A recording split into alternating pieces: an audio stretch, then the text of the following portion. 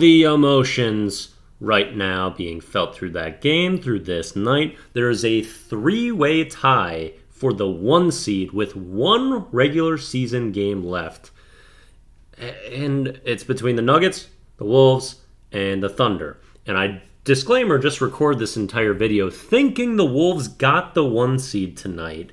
And I was overjoyed at that and thought we could close out with a win in our final regular season game against the Suns on Sunday. And if we won that, we were the 1 seed outright. That's wrong. We're the 2 seed right now. The Thunder are the 1, we're the 2, the Nuggets are the 3. That's how the tiebreakers roll out. And the Thunder are playing the Mavs, who are really good for their last game. We're playing the Suns, who are good. They need a win for our last game. And then the Nuggets, shoot. Let me see who they play. But they just lost to the Spurs tonight, which set apart all this chaos because they were in the 1 seed. And I was so very excited until I realized we might get the 2 and the Nuggets might get the 3. And I just talked about our last game against the Nuggets, how I really wanted to avoid them. The Nuggets are playing the Grizzlies for their last game, so you would think that's a win for them. And I don't want to see Denver in the second round if we get there. So really what I don't want to happen is for us to get the 2, because that probably means that the Nuggets got the 3, and then we could see them in the second round, which is gross. So I was really happy about them losing, but if we see them in the second round, that's not what I want at all. But the Thunder could lose, we could win, we become the 1 seed, and all is good in life, and I'm still overjoyed, but it's still such a cluster, even with 1 game left, I don't know how to feel. Anyway, let's talk about the game that actually was played tonight. Timberwolves win 109-106 at home against the Hawks. And I had partial PTSD through this one for sure, because last time we played the Hawks this season was Game 3, and we blew a 20-plus point lead, nightmare third quarter of ultimate pain and DeJounte Murray jumpers. And we were getting a little taste of that same thing. We had a 17-point lead in the third that would be entirely wiped away through some frustrating moments too. It was a really bad night for the Stars. Also, Karl-Anthony Towns returned again tonight, and so that's another added moment of craziness, just kind of a monumental moment, him returning at the regular season with 2 games left. And to talk about some of the bad portions of that third quarter, Anthony Edwards had a rough night, was questionable to play in this one with illness, and he struggled throughout this game, and has an air ball and a pull-up 3 in that third quarter after the Hawks had just scored a couple buckets.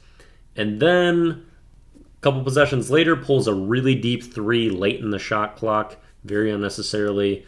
Hawks continue their run, go on a 14-0 run to get all the way back into that game, and Trae Young starts to hit some hard shots at the end of that quarter.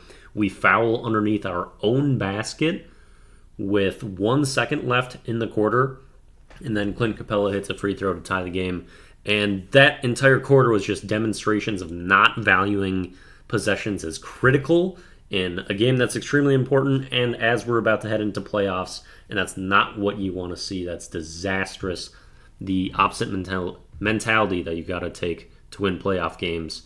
But a couple people brought that mentality, and I want to spotlight first Mike Conley, because with 3 minutes left in that game, we're trailing by 2, and Mike Conley has back-to-back defensive possessions where he secures loose balls, and those were enormous plays for us. The second one results in a Karl-Anthony Towns corner 3 that finally gets us a lead again. Also, I don't think I mentioned this yet, the Hawks, for the second game in a row, had put people that were essentially out of their rotation to close the game. They just had young people. They're not really trying to win. The previous game, they blew a lead to the Hornets, who are terrible, because they had these young guns trying to close out the game. And that's who the Wolves were going up against here, too, in that fourth quarter.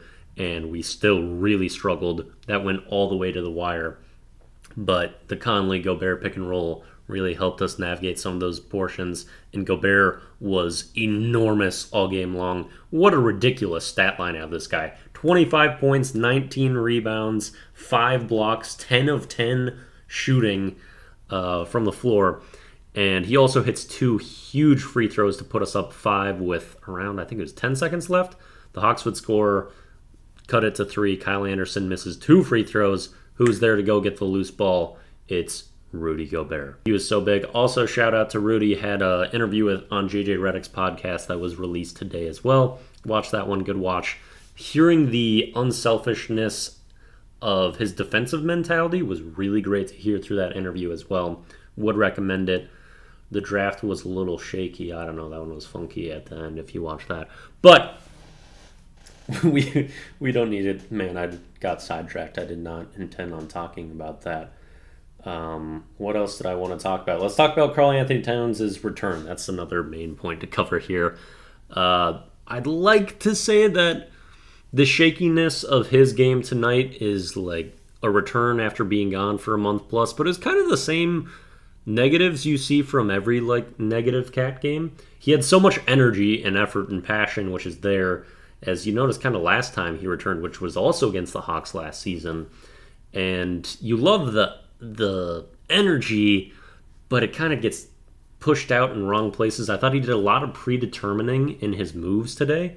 There was some plays where he had good space on the perimeter and the ball's getting kicked out to him. You'd like him to take that opportunity to use triple threat. He can use the threat of his three-point shot, go into that, or if the defender's closing out on him aggressively, then go for a drive. And I was hoping while he was out, he would notice how good Nas is with that, because they've got kind of the same skill set, but they play very differently, because Nas plays kind of all on reaction and what the defense is giving him and really capitalizes on that, whereas Cat forces a lot. You saw a lot of forced drives in this game. You saw some forced passes that were bad, 3 turnovers. He hooks a opponent and gets called for an offensive foul. Like, I can't believe that's still part of his game. Learning did not happen. That was really an optimistic thought, but it just never has really happened much with Cat, it feels like. But he's still extraordinarily talented and did come up in the clutch hitting that 3. Also 8 assists in this one. The dude can pass. He just has proportionately a lot of really bad punishing passes too that result in turnovers. Those did happen.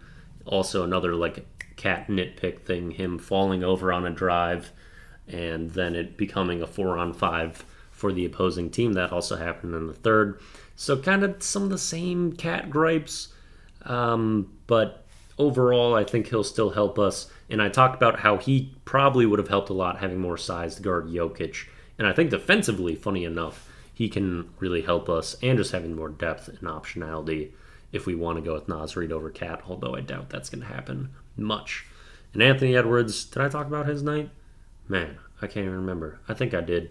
But he also had some big defensive moments in the late game where he's really pressed up tight, forcing a turnover that was probably a foul but wasn't called because Scott Foster is a fucking awful official and should be removed from the NBA. That third quarter was also abhorrent. Just, oh my gosh, that crew was terrible and frustrating, but that's just Scott Foster, you know? Man, I'm getting really sidetracked here. But although Anthony Edwards struggled through this game, questionable to play, he stepped up in the late game as well with 2 post fades that were huge. One a bank shot on the right side, and then a pull to the free throw line hits that one. And so he did have some big shots, and also 6 from 6 from the line with very important free throws. So he did step up. It was mostly, I feel like, Mike and Conley that steadied us through that game. And then we just had these couple spark moments for the Stars to bring it on home. Happy that happened. But now that I have the full broad context, like, I don't want the 2 seed if Denver's the 3 seed, and that's what their loss tonight may have just kicked into action. But I do really want the 1 seed. I would love that. It's all going to come down to Sunday. Our game's on at the same time as the OKC Mavs 1-2. We're playing the Suns. They got to win. Denver's got kind of a gimme, but you would think that them playing the worst team in the West tonight, they would have won too. Like, anything can happen. It's scary. It's scary. I don't want to see Denver, though. Denver's spooky. I don't know how to feel. Only time will tell. Shout out Jimmy Buffett. Rest in peace. That's how we're ending it. Man, this went all over the place towards the end. Bye.